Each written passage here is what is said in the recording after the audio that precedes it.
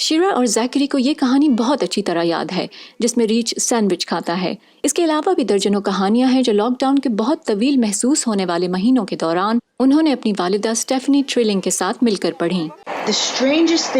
شاید آپ کو یہ معمولی بات لگے لیکن ہمارے ساتھ سب سے انوکھی بات یہ ہوئی کہ اب ہم صبح کو پرندوں کی چہچہاہٹ سے جاگتے ہیں۔ اس سال بہت کچھ بدل گیا اور کچھ شاید ہمیشہ کے لیے۔ اسٹیفنی خود بھی ایک مصروف وکیل سے ایک مصروف ماں میں بدل گئیں اور پھر کتابوں کے کور بنانے والی ایک مصورہ۔ میں نے پینٹ برش اٹھایا اور پینٹ کرنے لگی۔ سب سے پہلے مجھے اس کتاب کا کور نظر آیا جسے ہم نے صبح ہی پڑھا تھا۔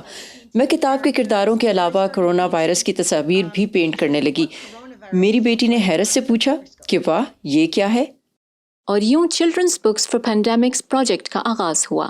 لٹل ہیرلڈ جامنی رنگ میں کرونا وائرس پینٹ کر رہا ہے تو لٹل انجن حفاظتی سامان لے جا رہا ہے، جبکہ فراگ اینڈ ٹوڈ سماجی فاصلہ برقرار رکھے ہوئے ہیں۔ اسٹیفنی ان کتابوں کو دوبارہ لکھ نہیں رہی، صرف ان کے کور کو نئے انداز سے پینٹ کر رہی ہیں۔ Good night moon was good night zoom. میں نے کتاب گڈ نائٹ مون کی جگہ گڈ نائٹ زوم بنائی، جو بہت مقبول ہوئی کیونکہ دفتروں اور گھر سے باہر رات دیر تک کام کرنے والے سب گھروں میں فیملی اور بچوں کے ساتھ رہنے لگے۔ یہ ایک نیا ماحول ہے جہاں گھر سے باہر رابطے کے لیے ہم زوم استعمال کرتے ہیں۔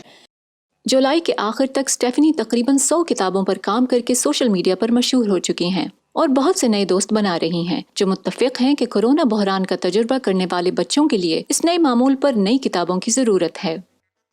In terms of returning to normal, I don't know what normal is going to be. میں نہیں جانتی کہ نیا معمول کیسا ہوگا، لیکن وہ فروری کے مقابلے میں یقیناً مختلف ہوگا۔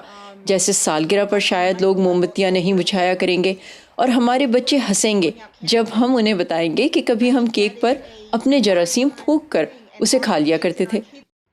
اسٹیفنی کا یہ پروجیکٹ اس بحران کے ختم ہونے کے بعد بھی زندہ رہے گا کیونکہ امریکہ کی لائبریری آف کانگریس نے ان کے کام کو آرٹ کا درجہ دے کر اسے محفوظ کرنے کا فیصلہ کیا ہے اور یوں وہ تاریخ کے اس مخصوص دور کی یادگار بن جائے گا۔